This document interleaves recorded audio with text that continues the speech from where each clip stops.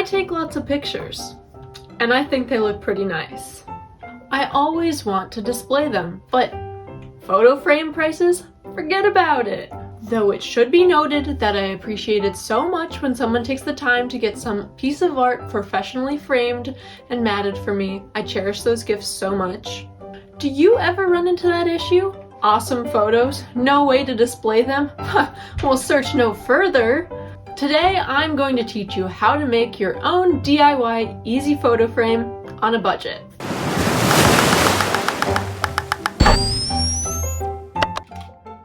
First, this week's ad slot. It's more of a PSA. I just want to take some time to discuss an idea that came into my mind today. Subconscious auditory marketing. I'm looking at you, Apple, like I'm mad at you, but also nice job. Your AirPods are a fantastic invention. Honestly, there's so much to love about them. They use the same charger as my phone, genius.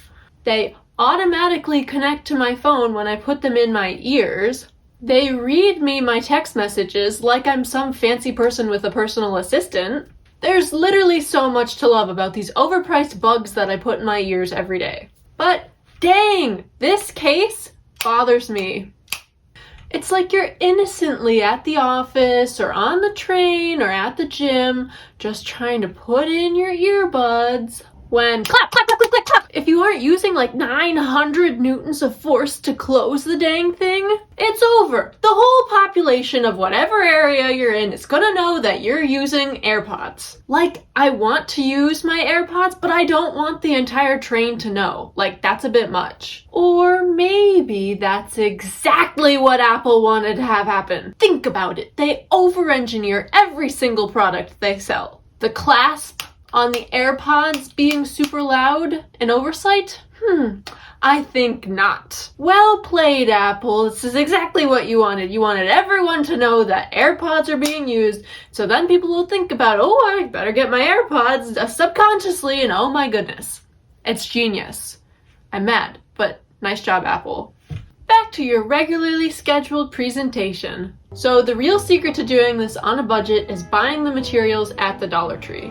I am not saying that the Dollar Tree sells high quality materials, but the quality that they do sell is just enough for this project. You could easily buy higher quality materials from an office supply store or an art store, but the price is going to be much more, and at that point it probably would be just as effective to buy a regular photo frame.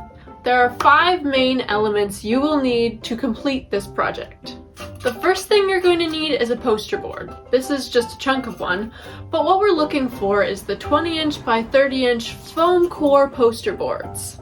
I typically like to purchase mine in white, but if all you can find is black, that's fine too. And if you're covering it up at the end, it really won't matter that much anyways. You will see other poster boards at the Dollar Tree that are thinner and a little bigger, but they lack structural integrity and they are not what we're looking for this project. If you have extra sturdy cardboard boxes lying around, even that would work for this project. So the second thing you're gonna need is a measuring tool. Any kind of ruler and pencil would do just fine for this. You'll want to make sure you have some way of measuring to make sure that your photo frame looks straight and square. For a 4 by 6 inch photo, I usually measure out a 5.5 by 7.5 inch frame. And the dimensions of the hole inside are 3 3/4 inches by 5 3/4 inches, giving a nice thick border around the whole photo, leaving a little bit of overhang so you have something to tape onto the edges. But if you have access to a cutting mat like this one, I highly recommend it because it's got a ruler already built in and it makes really accurate cuts. Speaking of cutting, now we're onto the cutting tools. Sometimes the Dollar Tree will have cutting tools available in their craft section, and I think those work pretty good. If they don't, they almost always will have paring knives in the kitchen section, and as long as you're careful, it's actually got a nice blade that you can use to make a slow, steady cut along the poster board. I actually built my entire desk setup using a paring knife as the cutting method once. Another obvious choice is an X-Acto knife. It's pretty standard for crafting applications like this, and it'll work great for this purpose as well. I personally use this cutting mat. It's got a nice blade already sunk into this handheld tool thing that rides on this rail. It's very safe, very accurate, and of course in any of these tools that you use for cutting, you're going to want to keep a low angle with the blade, and you want to keep a slow and steady hand to minimize any tearing that you might encounter when cutting foam core board. The fourth element you need to have on hand is adhesives. You'll need two types of tape. One to adhere the photo to the frame. This can be just regular Scotch tape or any sort of normal office tape. And then the second one is going to be an adhesive that isn't going to ruin the walls or the photos, so I usually use blue painter's tape just because I usually have that on hand. The last element you'll need is a photo, of course.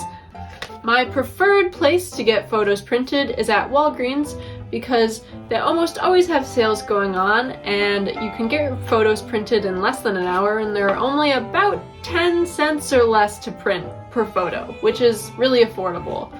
Of course, you could get larger prints, which will be more costly. You could even print out photos. I've done the same method and made giant picture frames, and they've looked great.